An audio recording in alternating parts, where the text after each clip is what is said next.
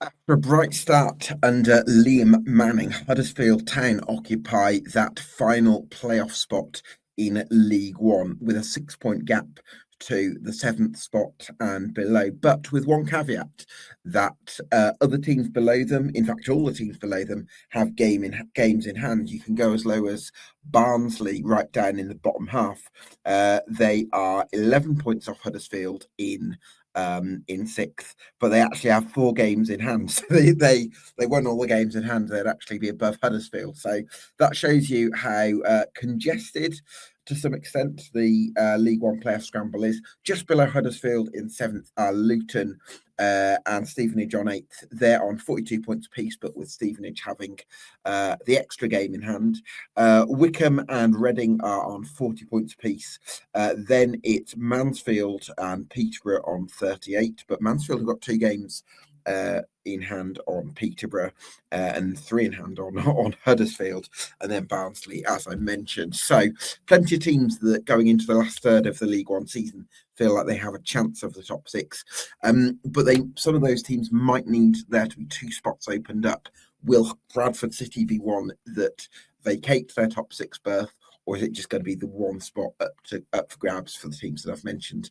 Plenty to discuss then on this League One podcast. So if you like what we do here, you can do us a massive favour by getting subscribed to us on YouTube and on Spotify. And if you've subscribed to us on YouTube for a while, there is also a membership option, so you can join for £3 a month and support the channel if you really like to support our work and you value what we do. That's a nice way of being able to do just that. And every penny that you put into EFL Debate will go straight back into the podcast and the channel. We have a video editor and social media manager that's hired. So all the money that you would put in would go straight into making the channel bigger and better for you. So I'm delighted to be joined by my first guest this evening, which is Lewis Williams, a Luton Town YouTuber and fan, of course. Lewis, thank you so much for joining us. Really appreciate your time this evening. When I've spoken to you about Luton, you've been quite pessimistic about their playoff chances, and I assume this conversation is going to go down similar lines. Yes, I think every time I've spoken to you, Gabs, like it's been the same story with Luton. We've still not been able to find that consistent run of form, and I think if you're going to get a playoff position, you've got to do that. You've got 17 games left. Well, Luton have 17 games left of this League One season. And you're asking the question now, can Luton get roughly around, 2 points a game? That's promotion winning form. So that's 34 points. Can Luton win at least 12 to 30? Well, win at least a good 10, 11 games. Mm-hmm. Is that possible? As of right now, I haven't seen any sign of Luton being able to do that. We might be able to do it if all of our games were at home, because at home under Jack Wilshere, it's certainly very good, but away from home is a massive problem right now, and we've got to fix it. But we can't fix it until next week when we play against top of the table Cardiff. That'd be the game to do it, wouldn't it? I'm just looking at the midfield options that you started with against Blackpool at the weekend, and it looks like it was Casey Palmer at the base of midfield, which is a little bit unusual because he's historically established himself as very much a number 10. Maybe he feels like he wants to be more involved in the build-up and feels like his skills can be better served there as he approaches the sort of the last third, perhaps, of his career. But I suppose I just look at it instinctively, Lewis, and I think you've got Casey Palmer, who's a number 10. You've got Jordan Clark, was actually a winger by trade. I know you've converted him into midfielder, but he was a winger by trade at Accrington Stanley at the start of his career. And then you've got Gideon Kadoa, who's another sort of attacking wide player. And I suppose I'm just kind of left wondering, where's the central midfield almost? Yeah, it's been a problem all season for me. I've been screaming about it since the summer that we just don't create enough clear-cut chances. And when we do have chances, they're more half chances, and we're trying to rely on the quality which we've got in the team to take them. And that's why I think when you look at our strikers, they don't have goals to their name. The goals are pretty much spread out throughout the whole team. Gids and Clark are the only 2 players in the side that actually are getting our goals at the moment. So it has been a problem. We've addressed it in this January transfer window by bringing in 2 players in, an extra 2 more players apart from Casey Palmer. So we've brought in 3 midfielders in this January transfer window. One is more of a number 6 defensive midfielder type of player from the Norwegian leagues, called Sandal, depending on how you want to pronounce it. And then we've also signed Davy van der Berg, who is a Dutch attacking midfielder. So he's a number 10 as well. So I'm excited to see what those 2 players can do. Don't know much about them.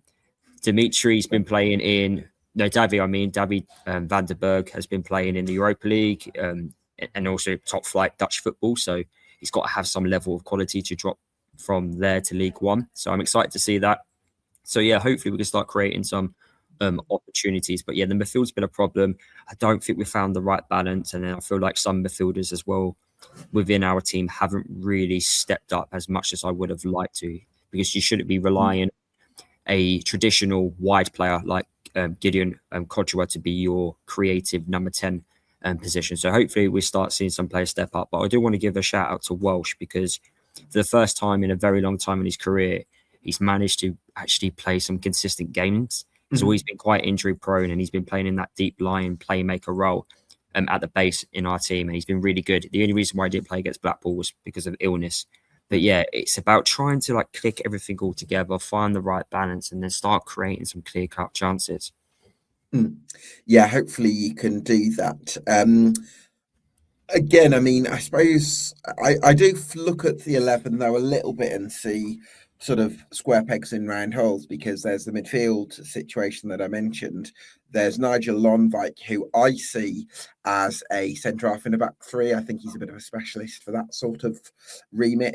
I'm not saying he's completely incapable of playing right back, but maybe wouldn't be ideal. And then it looks like, presuming that BBC haven't got this wrong in terms of the 11s, because I'm not 100% sure, but it looks like Cohen Bramall played on the left wing rather than as a left back or as a wing back, which you'd normally associate with him. So yeah, I suppose just across the park, I'm looking at it and seeing, is this the most naturally cohesive 11 in the world? I'm not sure.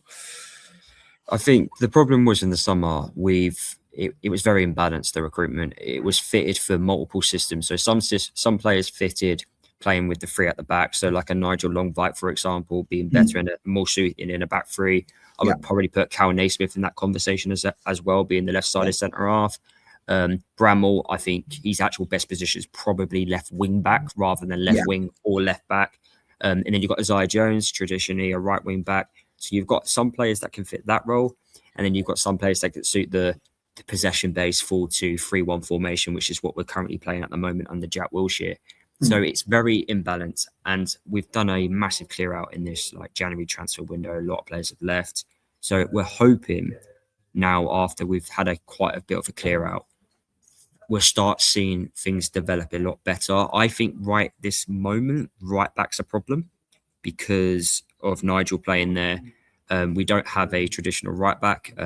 Isaiah Jones, I think his qualities are much better further forward, but the club see him as a right back, but he keeps being injured, which is a problem. He's not been reliable since he's been a Luton Town player. We've got Hakim Adofin at the club, but he has picked up frequent injuries. And then we had Walters at the club, but we decided to loan him out to Blackpool because he just wasn't getting ahead of Nigel Lonvik, who is a centre-half playing as a right back. And that's a massive red flag, in my opinion. If you are a traditional right back and you can't get into a team over a player that's playing pretty much out of position, you're probably suggesting to me that you're not quite good or ready to play in our team. So I think right back's a major problem right now, and hopefully the injury to Bramall isn't too serious.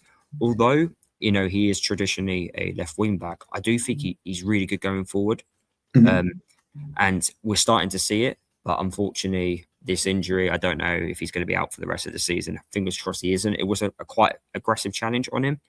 But yeah, it's a question mark for Jack Wilshere to try and sort out who fills that particular role, because I don't think Kodjoa is a left winger.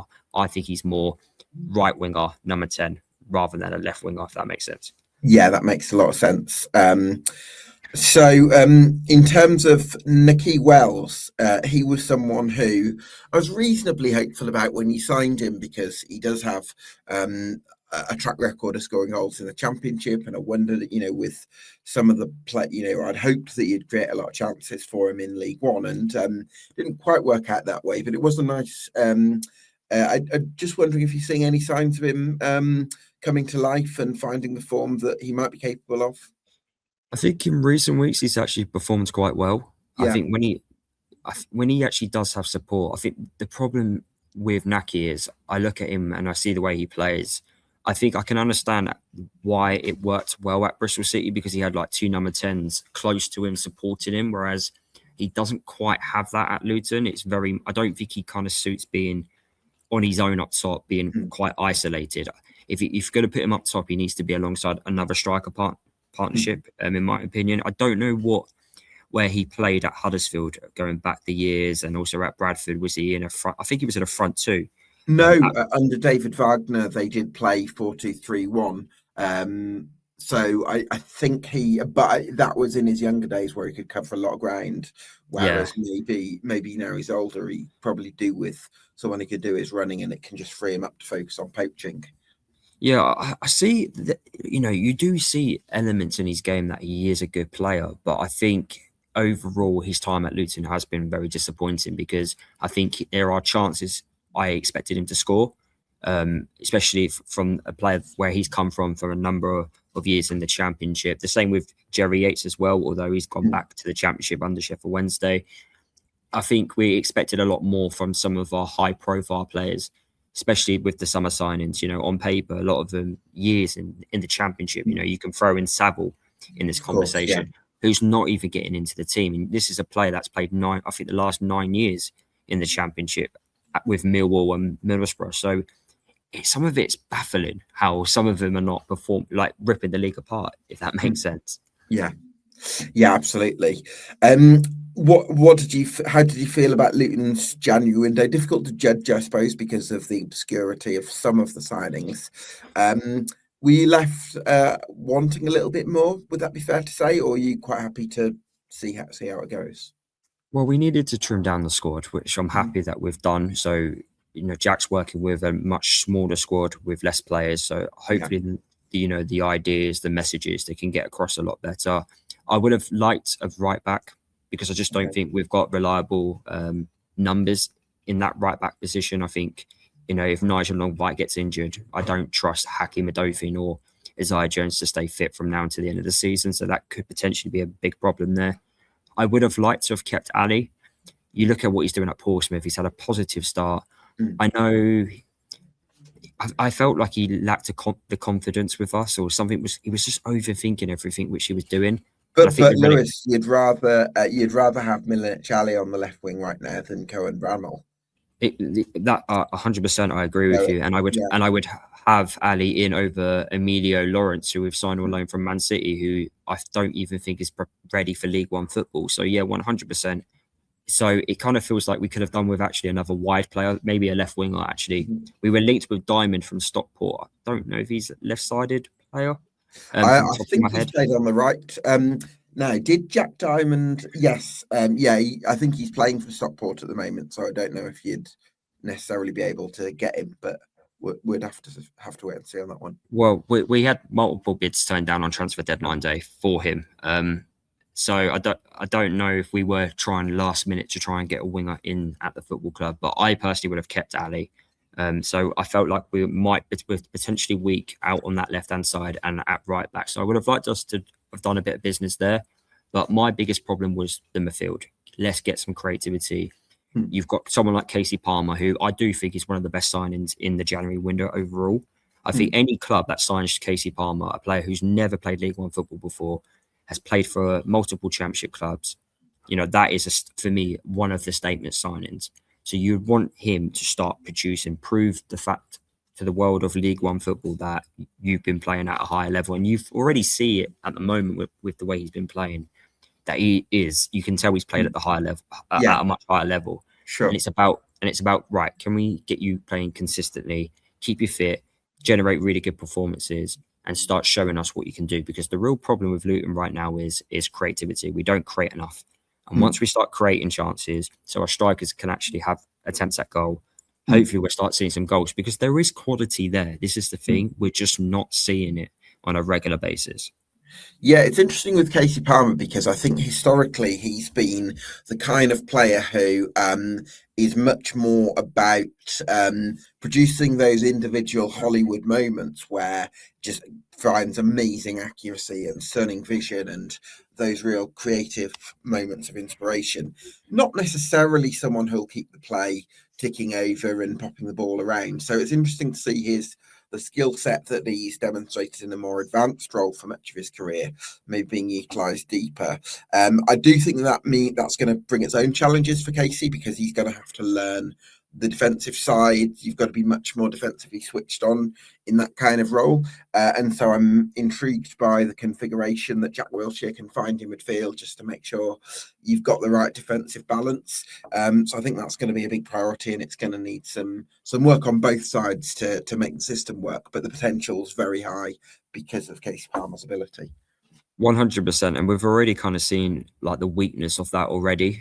So if you look at the goal against the Huddersfield versus Luton game, although Huddersfield scored a goal from inside their own half, what happened was Mans Anderson played a pass into Welsh. And if you actually look where Casey Palmer's positioning is, he's meant to be alongside Welsh, but he's so far forward. Yeah. And Welsh has got about 3 or 4 players around him and he loses the ball, goes to Ledson. And I know it's a fantastic goal. Ledson, he deserves the credit, but that goal could have been a bit more easily prevented if like Palmer was an option alongside of Welsh. So yeah, it's definitely something that Welsh has got to find the balance of. But you like to think, a Premier League midfielder who knows the positions very well, he was very attacking minded, that he would try and advise the right players the right way, with Chris Powell being the experience alongside him, that they could figure out a plan. But at the moment, we've just not seen that balance. And fingers crossed we start seeing it very soon if we want to get in those playoff positions. Yeah, absolutely. What's the big reason to believe then, Lewis? Let's say, give me 3 reasons that give you optimism that Luton might be able to catch Huddersfield and finish the playoffs. I think you're asking for too many reasons. Okay, really? Yeah, I don't think Huddersfield's the team to catch. I think Huddersfield get it. I think they had a very good January window. I think there's only one team that could potentially drop, and that's Bradford.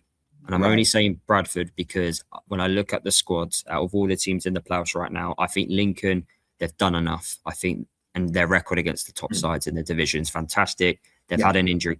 They've had an injury crisis as well. They've managed to cope with that and still get points. So I think Lincoln will do it. They will get in there.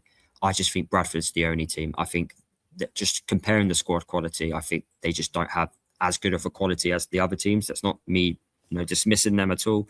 I just think if you're going to catch one of those teams, it'd be them. Or, and I say this with a massive if, Bolton's last 12 fixtures is so difficult. They are playing everyone that's around those playoff positions. They are playing the teams that are also trying to stay up. But I think Bolton have the quality. So it's just whether or not they could get through that run of tough fixtures. And it's quite typical. It's their last 12 games. Can they handle that? Is the pressure going to get to them? Are they going to drop points? So those are the 2 teams I would say at a push Luton could potentially catch. But if Luton are going to catch them, Luton need to start replicating the home form away from home and start scoring goals, start showing the quality week in, week out, because the defence is there. When Luton go 1-0 up in a game, most of the time we keep a clean sheet. Most of the time we get the 3 points. But the problem is when we go 1-0 down, heads drop, the mentality is not there.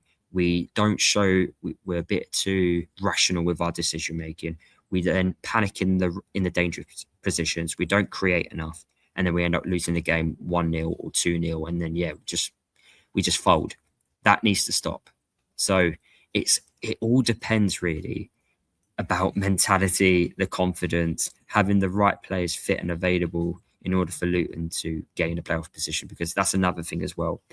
Key players in key positions don't stay fit long enough and they drop out the side, and that has an impact. Certainly does. It could be a big summer ahead for Luton in sense if they don't make the top 6 this year. Lewis, thanks so much for joining us and look forward to catching up later in the campaign. No worries at all. Thank you for having me on. Cheers, mate. So my next guest, as we move from Bedfordshire to Hertfordshire, it's Andy Blair from the Stevenage Football Club podcast. Andy, it's a great relief to have the common sense, level-headed Stevenage fan on for once. I'm sure you can talk some sense into me on Stevenage.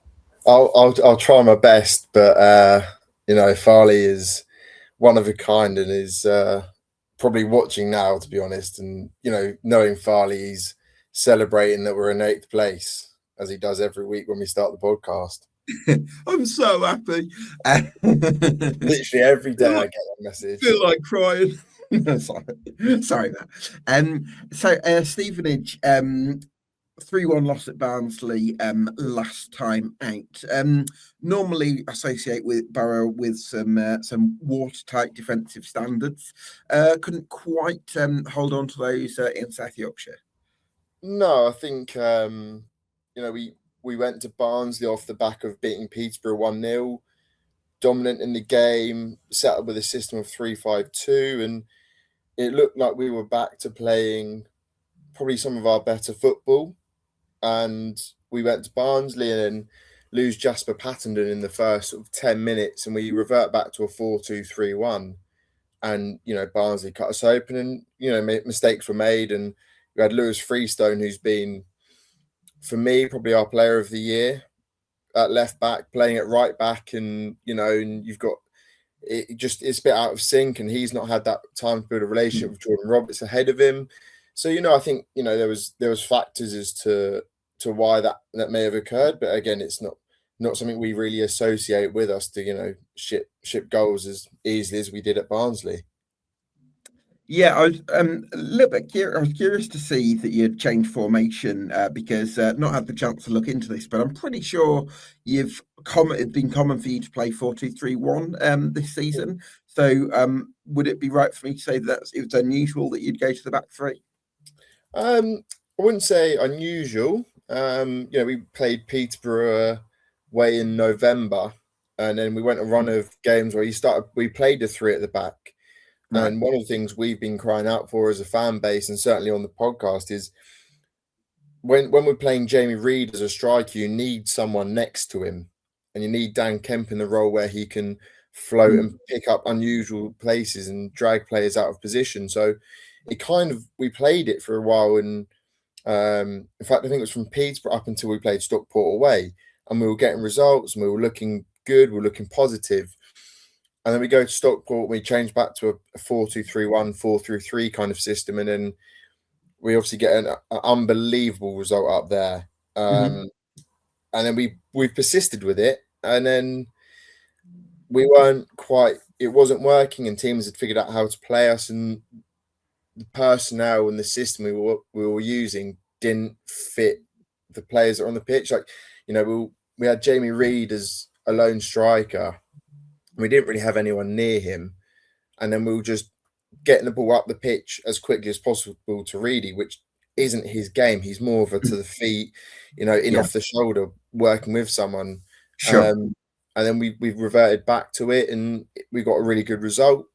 And then we lose Jasper Pattenden and go to the 4-2-3-1. And I think, speaking to Farley, it kind of disappointed him, because Phoenix Patterson, who we brought off the bench to replace Jasper, has played as a wing back for Fleetwood. So, we're sitting there going, Jasper Pattenden and Phoenix Patterson. It's easy to get those two mixed up, isn't it? All the time. All the time. Literally, I'm there like, hang on, no, is it Phoenix? No, Jasper. And yeah, look, it was a bit disappointing to see us go back to the 4-2-3-1 and then see us get cut open so easily. 3-5-2 just works so much nicer for us.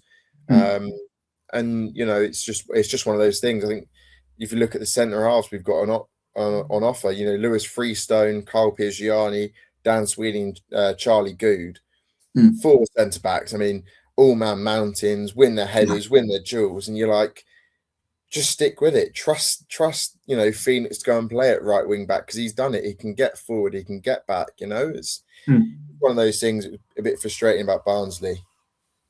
Yeah, that makes sense. Do you think defensively you're possibly missing Jordan Houghton because he's been out of the 11 for the last couple of games, hasn't he?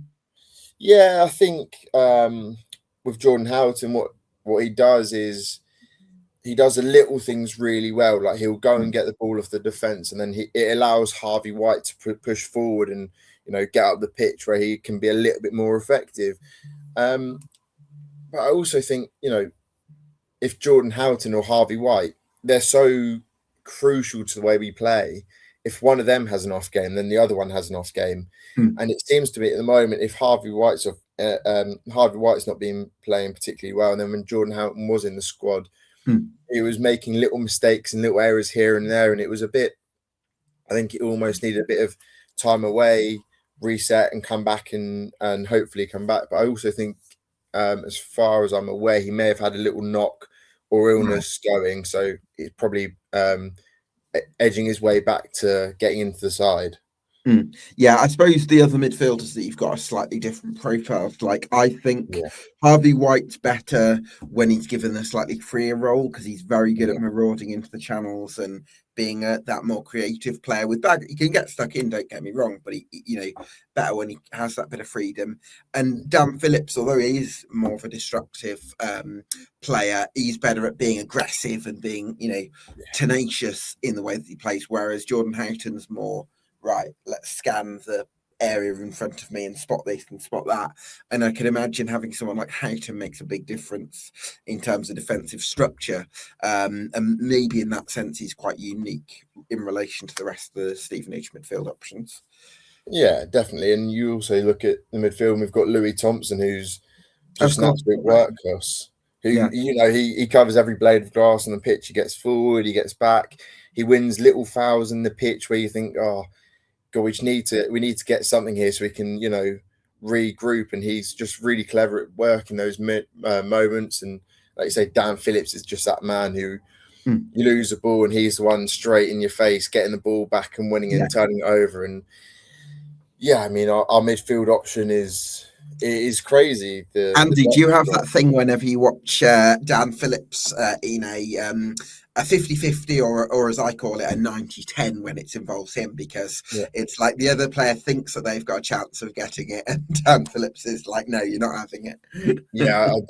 I love watching him. I just love watching him because you look at him and think, how is he at the level he is of football, with the size of him and the build, and then he's there and he's doing pirouettes in the middle of the pitch, and you're like, how on earth is he doing that?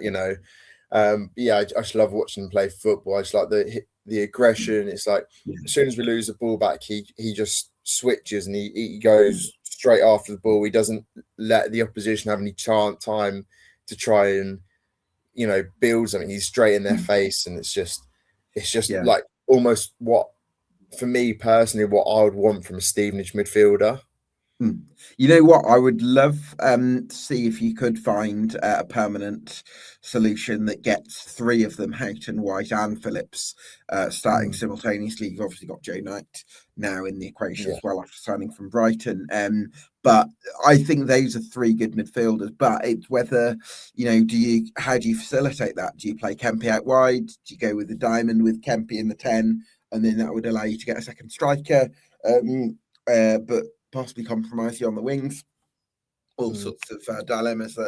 That's what Alex Ravel's paid the big bucks to decide, I suppose.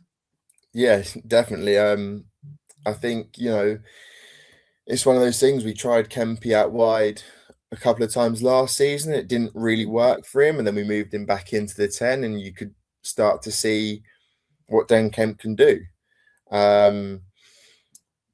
We could go for a diamond, but then you lose the quality of Phoenix and you lose quality of Chem. And, it's like, well, how do you get so many of these players into the team? We've got so many good players now, in either the midfield department or out wide. And, it's trying to find that right balance of getting all three of them in. But we've also seen this year to see Dan Phillips playing the 10 role. When Kemp was out injured, we had Dan Phillips playing in the 10, which was interesting to watch because you look at him and he's not a natural goal scorer. You don't look at him and think, oh yeah, he's going to go and get you sort of 5-10 goals a year. But just having him up the pitch, it's just almost a different perspective. And I think you can, in games where you need to be aggressive, Dan Kemp on the ball, off the ball, on the ball, brilliant. Off the ball, is he going to be that aggressive one that's going to go and win you the ball high up the pitch? Probably not. And you could almost go, right, Phillips, you're going to go and play 65, 70 minutes in the 10, Houghton and White behind him, and then go, right, 20 minutes, get Kempy on and go and create something. Because, it's one of those things I always say on the podcast, imagine you're defending against, Chem Campbell out wide as a left back or a right back for 70 minutes, and then you take him off and then you bring Jordan Roberts on. And you've got something that's complete. It's just one of those dilemmas. Or vice versa. Yeah, it's a brilliant position for us to be in. And like you said, I'd love to see White, Houghton, and Phillips in midfield, because that would just be unbelievable.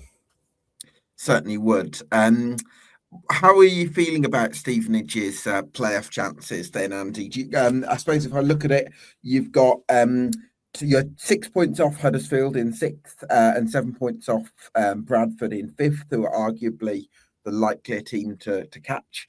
But you've got 2 games in hand on Huddersfield, 1 in hand, I think, same number of games as Bradford. How are you feeling? Do you still feel like you've got you're in there with a sniff? Yeah, there's certainly an outside chance. It's crazy to think that we're in this position that we could get playoffs. There's an outside chance for sure.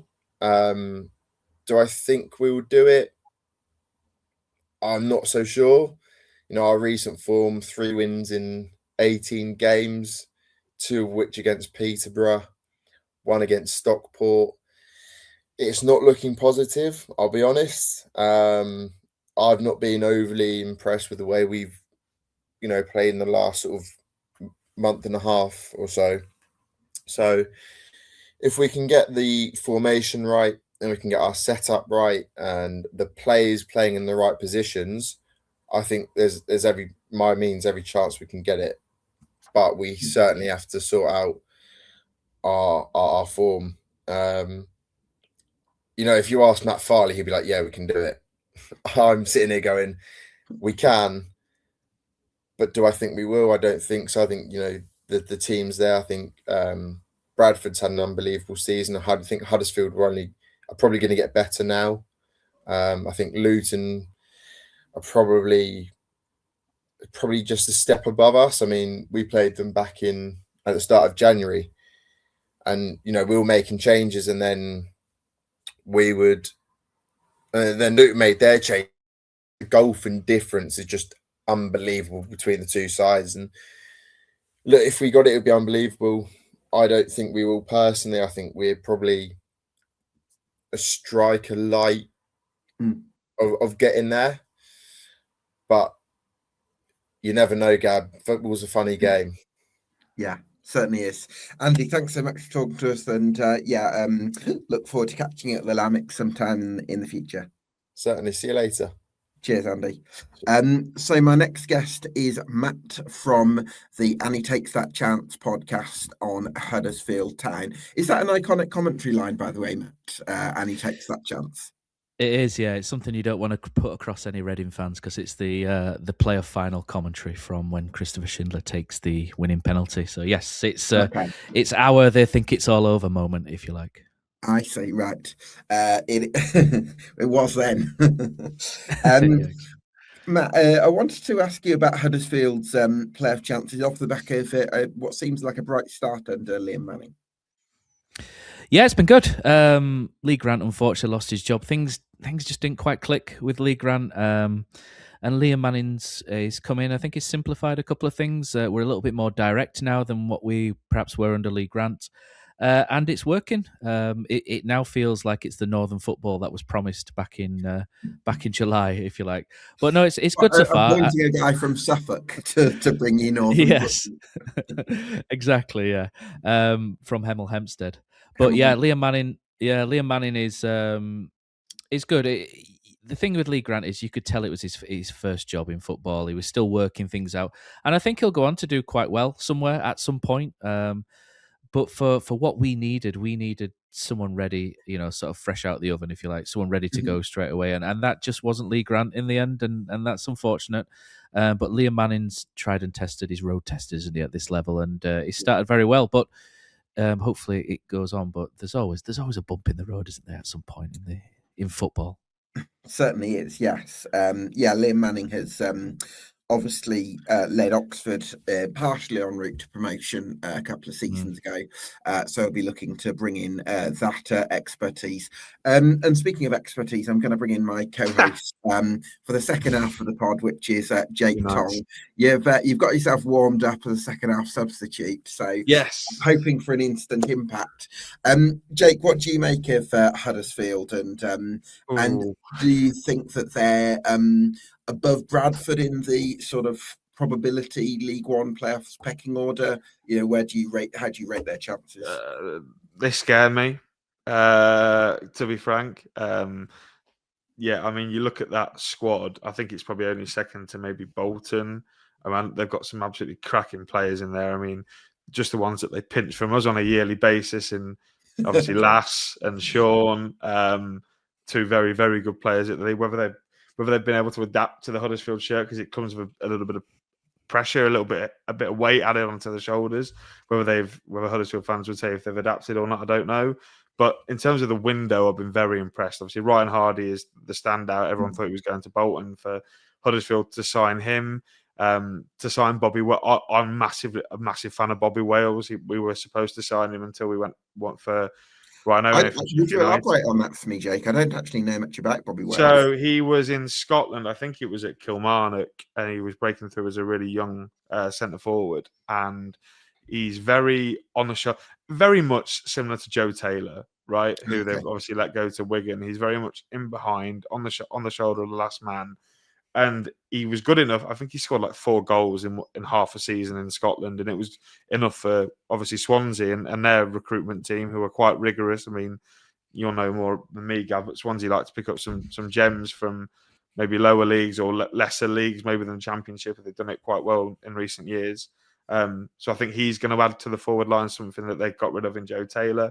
But they're scary. Look, I think Huddersfield have a tiny shout of the top 2, really tiny. They've got to be, but they've got to be flawless, right? As in, they've got to be literally. I don't think they can drop many points. I think what have they got to play? 16 games, Matt? 17? I'm just looking at 10 points off having played a game more than yourselves. Yeah, well, thanks, Gab. That's always a nice ego boost for you to say that. So we could be 13 clear of Huddersfield, right? Which would be nice. Anything I can do to boost your ego, Jake. Yeah, but it does. It just I just feel like if there is one team that have the squad depth, and now they've got the manager in Liam Manning. That is a bit of an ask, though, because let's say it's 80 points, which is probably a conservative estimate. That means Huddersfield would need to get 32 points from 16 games, actually, isn't that? Doable. I definitely think Huddersfield finish in the top 6. I definitely think. We had the chat the other week, didn't we, Gab? I definitely think they've got the options now. They've got the squad, and they've got a manager that's actually tactically aware and astute, rather than Lee Grant, who was very reactive. So, in short, I think Huddersfield are a massive threat for any team that think they're going to try and finish in the playoffs. I certainly think. I certainly think if I had to put a place on where I think Huddersfield will finish, I think they'll finish 5th. I think they're a really good side, and I think they're going to cause some issues between now and the end of the season. Interesting, Matt. Would you share Jake's confidence in your team? Yeah, I think we'll. In terms of top 2, I don't think there's enough road left for Huddersfield to get that. There will be bumps in Huddersfield. We do have. We honestly, I'll put our injury list up against anybody in the Football League. Last year was horrendous. This year's bad as well. So we've lost Joe Lowe now for 8 weeks. He's going to be out. We've lost Bojan Radulovic for 8 weeks, which the disruption doesn't help when you're trying to build momentum. And we just keep getting these little bits of disruption. Like Jake will know, Sean Rowan didn't miss a minute in league football last season for Lincoln. Barely plays for us. He's always injured. So it's just the curse that we have. But I think we've like Jake says, I think we've got the right manager in place now. We do have a good squad. There are holes in it, and there are ways you can get at us, which I won't tell everyone. But there are ways you can get at us. But I also think Bolton and Stockport have really good squads, and I think Lincoln are very, very good at what they do. I think there are 5 really good teams in this league now after January that could push the top 2 in any given season. I think there's some good sides, and even below, even Luton, Peterborough aren't a bad side. So there's still a tail or a sting somewhere where somebody could come and knock out someone like us or a Bolton if we don't sort of pick up and do what people expect. And like Jake says, there's always pressure as well. This time of year comes with pressure, and this is where funny things happen. And last year we fell out of the picture completely. So hopefully lightning doesn't strike twice. Knocking my table. Fingers crossed. You mentioned injuries there, and I suppose on that theme, you must be very glad to find out that Radinho Bolka is a real person, and that he's not just a name on a transfer incomings from a couple of years ago and doesn't actually exist. He does exist. He's probably the best defender in League One if he's fully fit. The problem is getting him fully fit and keeping him there. We made a big thing about it on our podcast that he played. I think it was 7 games in a row he played, and he's been at Huddersfield for 2 years, and that's the first time he's played that many games in a row without being injured. He's very good. He has weaknesses in the air, but he is very, very good on the deck. And sometimes it's like he's playing with a cigar in his mouth because it's too easy for him. He's very, very good. But it complements the others well. Joe Lowe's big, no nonsense, and Murray Wallace has probably been the outstanding one of the 3 when you look at them. I know statistically he might not always look the best, but you play the ball behind Murray Wallace, and he's probably one of the slowest defenders in the league. But the way he recovers by just using his positional sense is phenomenally good, and he's been very good on the left side of the back 3. He might move into the centre now that Joe Lowe's injured, and Josh Feeney will come in on the left centre back, and then Sean Rowan potentially could play that left centre back role when he's fit again in a couple of weeks. So we have options, and we've got a decent squad depth to us. It's just we could do without the injuries, but the main one really is Bojan Radulovic, and then Alfie May got banned for 4 games for pulling Casey Palmer's hair, which was unnecessary, shall we say. A little bit. Matt, I did want to ask you about Lasse Sorensen, someone Jake mentioned earlier. This is bullying at this point. Stop. I think it's fair to say that Lasse didn't quite live up to his billing in his first season. I'm just wondering how you think his second season is faring. He started off all right last season, and then he pulled his hamstring and he was out for months. It was part of the curse, really. And then he came back into the side and he got injured again. And then he just could never get everything working properly again. And we signed Lyndon Gooch over the summer. So he's had to compete with Lyndon Gooch, who shouldn't really be in League One, I don't think. Lyndon Gooch is a good footballer. But he's done really well. He's played really well this season when he's been called upon. Like Jake knows, he's got his weaknesses going backwards. But going forwards, he's very good. He's a great personality as well. He whinges like no one at the referee constantly, but he's a lovely bloke apart from that. And he's just a really good character. And last year, when you look at Huddersfield Town squad, the biggest failing point was character and having people that didn't want to be at the football club. Lasse Sorensen's the kind of character that he's not the leader, he's not the strong Ryan Ledson type, if you like, but he's a good character who works hard every time he goes on the field, and he's doing well this season, and I'm pleased for him because I did meet him very briefly outside the stadium once with my little boy, and he was the nicest guy you could meet. He was lovely. Right. So I wish Lasse Sorensen nothing but the best because he's one of the good guys. Yeah, definitely. He's like the nicest bloke off the pitch. Lasse. He was, yeah. He was. He has so much time for everybody, and that's how you. We know we lost a good one with Lasse. Like I know it's not worked out, but like it can work out for Lasse Sorensen. Yeah. You hear stories, Jake, of him just stood in Aldi chatting in Huddersfield with fans randomly. It's just he's just a nice bloke. Shops. He's a massive coffee advocate, so. Chance your arm, and he'll be in an independent coffee shop, no doubt. But he's such a good bloke, such a nice. I mean, if he buys a coffee shop and runs one, then after he's retired, then I'm sure I'll be. I think that's his plan. I think that's his plan. Right. Yeah. Well, I'm definitely going to make that my regular whenever I go to wherever the coffee shop is. Right. Where am I off?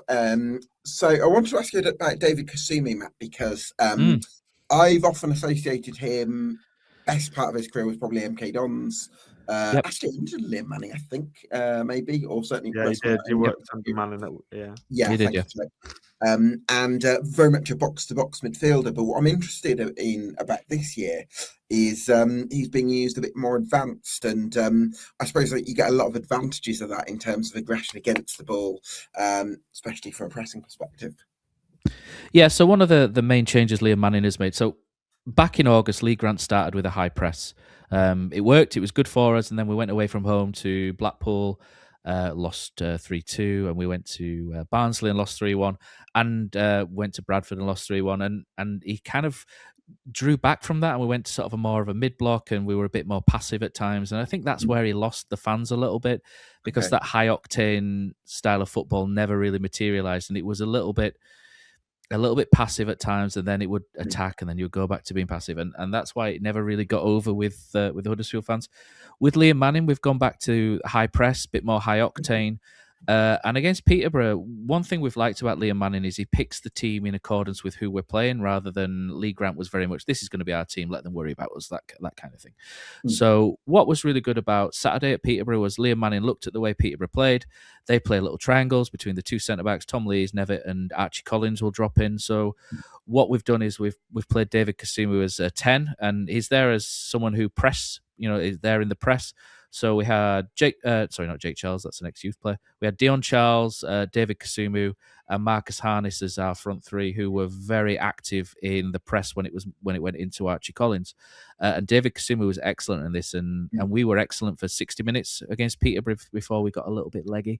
And David Kasumu as a number 10 was very influential in breaking play up and us winning the ball high up the pitch. And it's not something he's done prior to this with us. I know he did it for MK Dons in the playoff semis, didn't he, against Plymouth a couple of years ago, 4 or 5 years ago. And Liam Manning's tried him there back when they had Scott Twine and that really good sort of MK Dons team. And it's interesting. It worked. I don't think it'll work every week because David Kasumu is not really the most gifted with his feet, shall we say. He's very good at driving with the ball. He wins the ball. He's much more of an athlete, brilliant. isn't he? Yeah, he's great with the second ball and driving with the ball. But if you tell him this is your trigger point, go press, he's fantastic at that. And that press won us the game in the first half. Lasse Sorensen scoring. Big thanks to Alex Bass, I think, for what he did there. He didn't have the best on the first goal.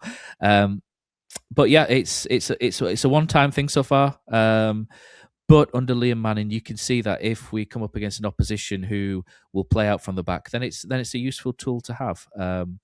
We've got Blackpool on Saturday. I don't think Blackpool are quite like Peterborough in terms of how they play out from the back, so we'll probably not see David Kasumu in that position. But I expect that we will see David Kasumu back in the 10 role if needs arise at some point. Maybe against Stockport, maybe in the playoffs. Who knows? Yeah, absolutely. Matt, so top 6 Huddersfield for you then? You think you'll get in?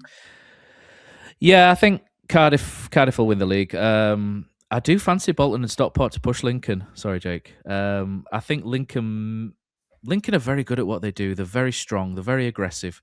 Very quick at moving the ball forward, and it works really well.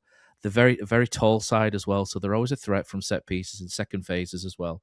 So I think Lincoln will be there or thereabouts, and if they're not there, then no one wants Lincoln in the playoffs because they have the potential to kick the living daylights out of you in a fair way, or be more physical. So nobody wants Lincoln in the playoffs. I think they've maybe just about got enough, but I do like what Bolton have done. I'm a fan of Stockport. I think we've strengthened.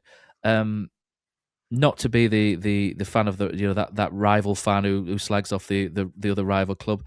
I think when you look at what Bradford have done since October, they're tracking around about 13 and 14th in the league, and their numbers are dropping off after a good start. They might have enough to stay in there. If they do, I think they'll probably come 6th. But I think a lot of it depends on if anybody pushes and goes on a really good run underneath. Peterborough were pushing, but they've tailed off a tiny bit. Luton, I think Luton versus Bradford on Saturday will be a really good indicator of whether Luton can push on to take us or Bradford in that sort of bottom echelon of, if you like, of the playoffs. So I think someone might miss out who's in the top 6. It could be us, to be honest. We could go full kamikaze like we've done before. It could be Bradford, it could be Stockport. They're there as well. They're tracking sort of 12th, 13th as well in terms of form since October. So I think there's a lot to play for. I really do, Gab. So it could be anyone's, but I think it'll take something special for the top six not to be the top six as it stands. Stockport have signed Louis Barry and Isaac Oliofe, which I think. Yeah, I mean, 2 minutes ago I mentioned them pushing second, didn't I? So I think they will push upwards rather than downwards. But you just never know in football. Yeah, I think a third of the season is a large chunk that can definitely change things. Yeah, but I think points on the board. I think you look at Bradford; they've got points on the board, haven't they? So they've got that. They've got that behind them, and they've got a good home record. So it's going to take something good from below to push one of the top six out. Absolutely, Matt. Thanks so much for talking to us, and keep up the good work on the podcast. Cheers, guys. Cheers, Matt. Cheers. So my final guest is Mr. Andy Simcox from Red or Labour. Are you sure? Is he meant to be here? I don't think Barnsley have got much of a chance of players, but I like to see Andy, so I've just got him in. That's my excuse. It's very kind of you, Gabe, and you can get stuffed as well, Jake Tongue. That's where you're talking. I don't know what it is with your StreamYard stuff, Gabe, but I'm always backwards on it. Look at the writing of that. It's always backwards. You need to sort your screens out. I don't know what's going on with it. It's ridiculous. No, we're not. We could. We got 4 games in hand of Huddersfield, and 11 points behind them. But no, we're not. No. If you want to get in the playoffs, not even from our lowly position, you don't sell your top striker. You just don't do it, and then not replace it with another quality striker. Without any disrespect to Tom Bradshaw, who we've signed, he's not. It should have been additional. You know, you can't.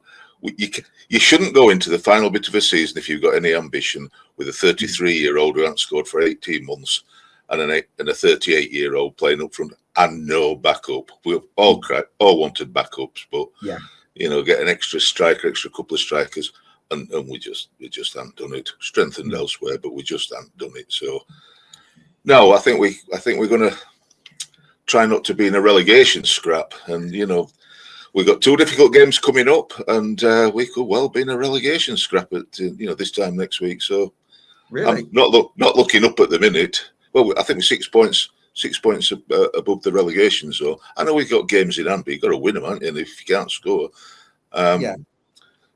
lose at Bolton, lose at Stevenage, and it could all be tricky. So no, I'm not personally looking up at all. As it stands, but ever the optimist. Might never happen. That makes a lot of sense. Looking good for Jake. A bit worried about the Huddersfield fans saying, "Oh, Lincoln might just make it into the playoffs." Lincoln's got a damn good chance of going up automatically. They've got a good chance, in my view, and this is just a curry favour with Jake.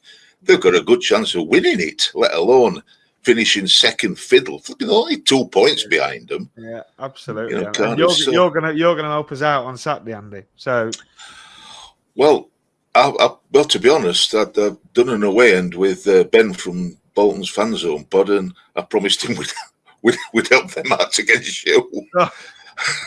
But I crossed my fingers. I talk fork tongue. Don't worry, Jake. Fork tongue.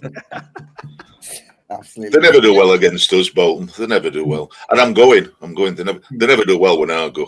Bolton. We always either draw or do them. So trust me, we've got it. I've got it sorted out for you, Jake. Good man. Don't worry. I'm going to go to a big picture topic then with Barnsley, Andy, about the ownership, because can we just talk about who's going up and who's?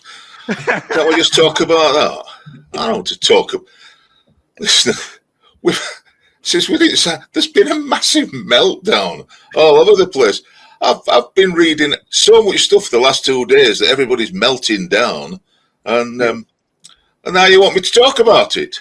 Well, I'd be keen to hear your perspective on it, because I somehow, I don't know why, I think of you as the voice of reason. I don't know if my judgment is particularly accurate. But it's stupid.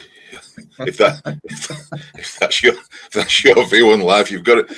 You need to look in the mirror and have a good word with yourself. I think that'd be right. overview from us all, from me about Barnsley, if that's what you're wanting about Barnsley. Yeah.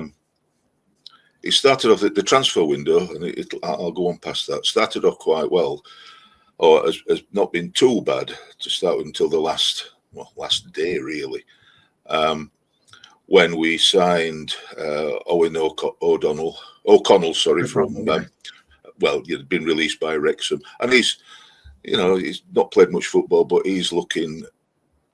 They'll make a big difference to he's making a big difference to our defence. Yeah. And then more latterly, we signed a few others, but more latterly we've signed Scott Banks, who from the German Bundesliga from St. Pauli, who'd been on loan at Blackpool but had not played many games, and he's played 2 games and he's looking really good. A left-footed right winger, if that makes sense, and he's looked pretty good both in terms of his forward running and his passing. His passing's been particularly good.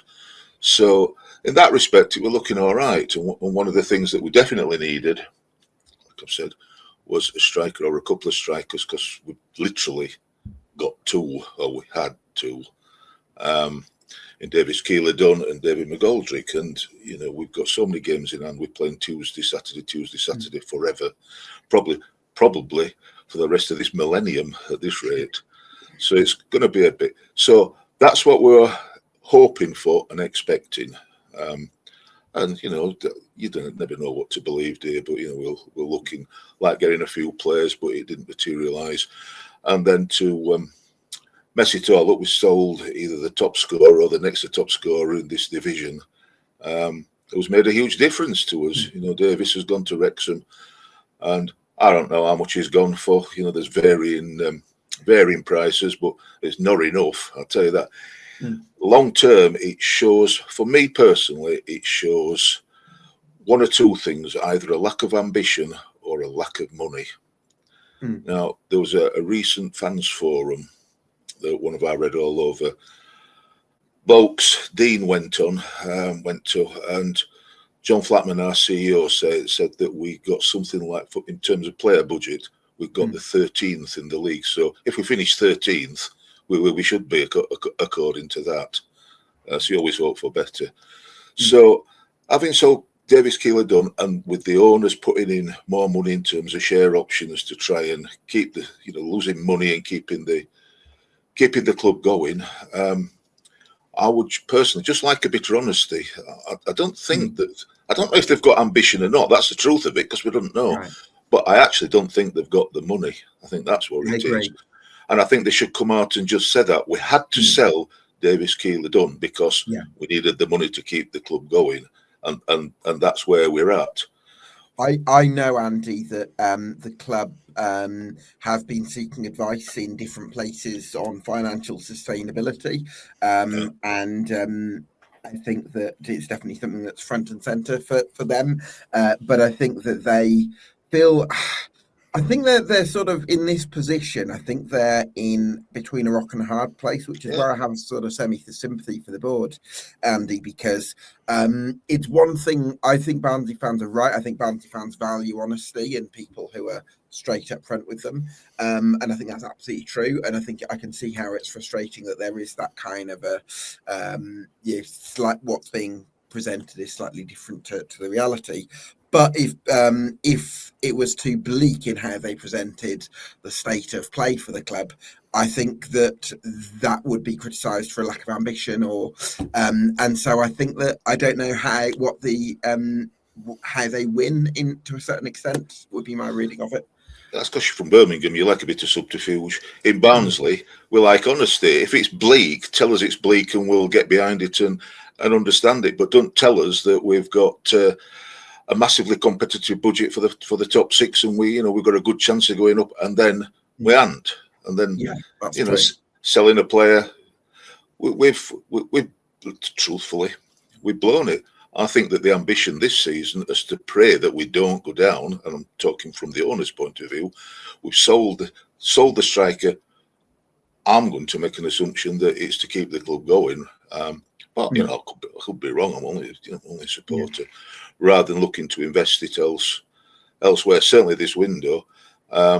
selling him in the hope that we're not going to go down. And so you could say we've written this season off. Well, we have. Whether it was intentional or not, I don't know. Yeah. But the worry for the future, Gabe, is that come this summer, there's a lot of players. We've got 5 on loan. We got rid of a lot of players. We've sent a lot of players out on loan this transfer window whose contracts are up. We've got a lot of our own players whose contracts are up. I think someone told me yesterday that we've got something like 13 players that are not either loans or contracts, coming up, ending this summer. So you could say it's going to be a huge change this summer, unless, we re-sign some of them. Now, whether or not they were saving the money so that we can do it, we can look better in this summer, write this off, and then look for the future. I could just about live with that if they told us that, but it's deafening. The silence is absolutely deafening. Yeah. So they're losing the trust of so many people, so many fans, and there's lots of stuff, toxic stuff, with some basis. I think about if get them out, leave the club, sell the club, and all that. And I think it's a real shame. For me, if you haven't got the money to invest it or to buy players, then just tell us and think about whether or not you want to continue, because who wants this toxicity? Think about if you want to continue, or if you are willing to put it up, put the club up for sale and get somebody who, or hopefully get somebody who will want to have some ambition and take the club forward, because whether they intend to or not, it's just not happening. I don't know. Like I said, I don't know if that's because of a lack of finance or a lack of actual ambition. I don't know. I don't think there's any. I don't think Neerav and any of the others are purposefully, being overtly negative, like we've had in the past with such as Paul Conway, also has been reported. But whether or not they're able to is a different matter. Whether it's through confidence in them, competence, or a lack of money. But just tell people, just tell them. Yeah, absolutely. Andy, thanks so much for your time, and look forward to catching up later in the season. Hopefully not in a relegation conversation. Up the imps. Yeah, go on, Andy. Tell that to Farley when you speak to him next week.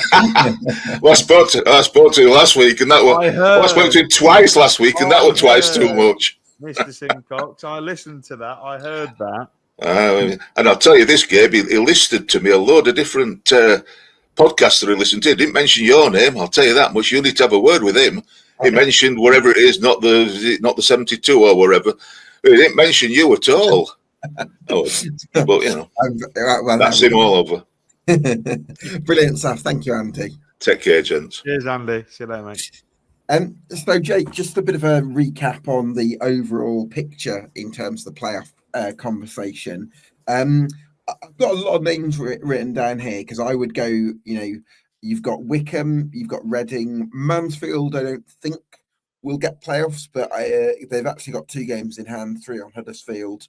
So you probably have to put them in the conversation if you're putting in the likes of Peterborough and Reading and Wickham, and then obviously Barnsley with those games in hand. But where would you draw the line in terms of the playoff scramble? I'm desperately trying to find the text that I sent you before we came on. Yeah, I think the teams that we can say that could finish in the playoffs, because I think that top 4 are gone realistically. I think Cardiff, Lincoln, Stockport, and Bolton all have their own battles to decide. It'll be 2 of those that go in the top 2, and then I think it's Huddersfield who I think have the strongest grip on the playoffs in my opinion, significantly, because of the squad depth. But then you've got Luton, who I know Matt spoke about the game that Luton have got against Bradford being a big outlier of the weekend.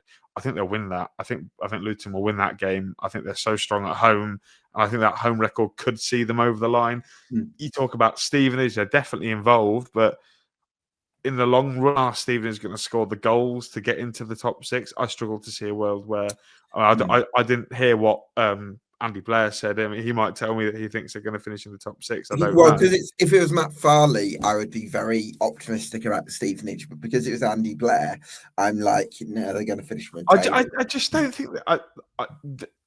I listened to. Well, I saw what Reece Donnelly put on Twitter, where they had such a good opportunity. They were in such a good place, games in hand, and you just thought, similar to like Bradford a little bit, just show a little bit of ambition, and I know it maybe is. That's the phrase, isn't it? Show a bit of ambition, but they're in a really good spot. Stevenage might not ever be in this spot ever again. But they can't spend what they don't have, Jake. Correct. Yeah, correct. But maybe try and be a little bit more. Maybe show a bit of ambition by not signing one striker. Maybe try and sign 2 strikers. Do you know what I mean? And strikers cost the premium. They're the most valuable things. I think they've been Stevenage being quite. I think they've got a really high prospect on loan though, or something like that, or someone from an academy. Yeah. Maybe maybe it's a cheap loan that has quite a high ceiling. Maybe give their connections with Tottenham or Chelsea, Arsenal. They're not a million miles away, so that West Ham, yeah, maybe throw their eye over those clubs. But I just don't think Stevenage are going to score the goals. I think defensively they're probably a top 5 team in the league, but I don't have the faith that they're going to create the chances to win enough games. I think Wycombe and Reading are in a race. Yeah, and there's always a team that come out of the pack, right? There is that. It was Leyton Orient last season that came from nowhere. I mean, I know we didn't do it the year before, but Lincoln in 23-24 did come out of nowhere to nearly finish in the playoffs. So, I mean, as a thought experiment, Jake, if Wycombe can get 2 points per game between now and the end of the season, I think their record under Michael Duff might be slightly under that, but not a million miles off. That would be another 34 points, which would be from 17 games, which would put them on to 74 points. So I imagine that would do it. Yeah, it's for me. If one of the teams are going to come out from outside the current top 6 and break in my opinion, I know this leaves me a little bit open for hit. I think it will be either Wycombe or Reading. I have slightly more confidence in Reading than I do in Wycombe. Okay, because I think Reading have got a goal scorer, a regular goal scorer in Jack Marriott. Talk me through what you like about Reading then, Jake. What are you seeing them in terms of? Quite a lot. I think Liam Richardson's made a really big, good impact. I think before they came in, they were so inconsistent under Noel Hunt. Where I think Liam Richardson has raised the floor at Reading. I think they're no longer like this under Noel Hunt. They played really well one week and were god awful the next week. I think Liam Richardson's just maybe. While they still have that performance in them, I think their worst performances is no worse than a 4 out of 10. So I think they're very flat. I'm doing this a lot, Gab, and I have been doing a lot on EFL Debate recently. They're flatlining, and I think their performances have been quite good. And I look at the personnel, Farley phrase, about what they've got in the building. Jack Marriott, goal scorer, really like the look of him. Lewis Wing and Charlie Savage. I mean, Lewis Wing is arguably one of the best central midfielders in the league. Has been for a few seasons, hasn't he? Correct. And Charlie Savage is someone that, I mean, a lot of championship clubs were sniffing around in this transfer window. I know Oxford were heavily interested before they signed Jamie McDonald. There was talk of Norwich and Pompey and all that. He's a very gifted footballer. And at the back, I think they've got some really, they've added, like Ben Ward was the, in my opinion, the second best young defender to make a move out of League Two and come into League One this season behind Deji, obviously. They've obviously got Pawdy O'Connor, who is a man mountain at the back, trust me. I really like the signing of Hayden Roberts. I thought he was class for Derby. Got to move to Bristol City, which says a lot about him and where Bristol City were last year. So I think I think they're good. And the goalkeeper, I think I look at Wycombe and I look at, when I compare that spine to Wycombe's spine, I'm way more confident in Reading than I am in. And they've got the flair players out wide. They've been able to sign Caden Young from, is it Caden Young? Is that his name? Aston Villa. Set a goal up for, I think it was, I can't remember who scored it. It might be Morgan Rogers. That's a blast from the past. In the Europa League in the week. So he's clearly talented. I know the academy at Aston Villa is a really good one. I know you probably say it through gritted teeth that they don't want to compliment Villa too much. They bring some good young players through to their credit. And the lad whose name I daren't pronounce because I'll butcher it, Kiawara, the left-sided winger, really dangerous. Really like the look of him. And Kamari Doyle as well. I mean, he was mint for Crawley back in the last year. For me, they've got all the aspects of a really good team bubbling away. And I think with Reading, if it's not this year that they do it, I definitely think it's next year. So it's whether they can fast track their development But I think if one that's interesting, actually, because if they extrapolate their form under Liam Richardson over a whole season, and a very easy, low resolution logic to do that, but that would give them a really healthy points total, added to the fact he's got full summer to recruit. Right. So, and they can buy players now. They're not Reading of old, where they nearly got in the playoffs with threes and loans, whereas now. They can split Reading. I mean, they have this window, haven't they? They've thrown the weight around. They've put a bit of cash on the table. So I also think the Couigs, you got Liam Richardson. He's won the League One title at this level before with Wigan Athletic, and I think that's often been. I imagine he would probably feel a little bit peeved at how quickly that got forgotten in his time out of work, because he had a horrible gig at Rotherham that sort of maybe nudged him down the reputational sort of stock market, if you like. But I think. He's clearly shown what he can do at this level before. And also, the Couigs, I think, I don't know if they got quite the full extent of the credit they deserve for what they did at Wycombe Wanderers, because they picked it up from being a trust-owned club. Gareth Ainsworth was working miracles at the time, but they were a trust-owned club that with very limited resources, and he dragged the club forward with the investment and infrastructural improvements and all sorts of things around the club improved drastically, and then sold it on to a Kazakhstani billionaire. So that over the course of 4 or 5 years, I think is a really impressive body of work. So and let's not forget, Gab, with Reading, got Phil Catchpole. They've got Phil Catchpole, who is the GOAT. So for me, he's all I need. Yeah, you got Phil Catchpole. I'm massively in the Reading bag because they've got Phil. But yeah, no, I think if I'm big on a team that can come from nowhere, not just because I love Phil very much and he's very good at what he does. Reading have the squad on paper, I think, to really test Luton and test Huddersfield if they can, if they can really have a good run at it, and they've got the squad to do it. Absolutely, yeah. So it's interesting. So we've kind of we've spoken. Could Bradford be vulnerable? Because I had a Bradford City fan on the automatic promotion chat last week, Ewan Hudson from the 1911. Oh yeah, you were there, weren't you? Gab, of course I was there. Do you know who I am? What's your name again? The team that are winning the league, Gab, is who I support. I'm joking. Okay, yeah. And Ewan wasn't very optimistic. He feels like there's been question marks over Bradford's performances over the last 3 months. So actually, I would probably put Bradford as likelier to drop out of the top 6 than Huddersfield. So you probably are looking at 2 places up for grabs rather than 1. Yeah, Bradford were vulnerable, and their performance. I think that everyone spoke about that week that the Bradford had: Cardiff, Huddersfield, Lincoln. And it feels like it's completely derailed their season. Because they probably walked into that going, oh well, if we get 5 points, that's a really good return. They got none, and not only are they losing points and losing momentum that they built up, they've done really well to build up. They're allowing their competitors to get away from them a little bit, or to extend that gap, or to close the gap to them. So. Yeah, their performance against those, Gav, I'm sure you maybe have spoken to the lads at the 1911 pod. They weren't great against us. We swept them aside quite convincingly. I thought they were really poor. The game plan was really bad, I thought, in terms of the tactics that Alexander had. And Napper says it spot on every week. He says that Graham Alexander football has to win because it's just not attractive otherwise. And I know that's quite a sweeping statement that any football has to win to get supporters. But when Graham Alexander football isn't winning, it just looks like a bit of an organised mess. And I thought that was the case with Bradford when we played them. And again, in the window, I just wasn't impressed with who they brought in. And I know it's easy to say, right, when you compare it to Stockport and you compare it to Bolton, and even to an extent you compare it to what we did, because I think we did some top business in the window as well.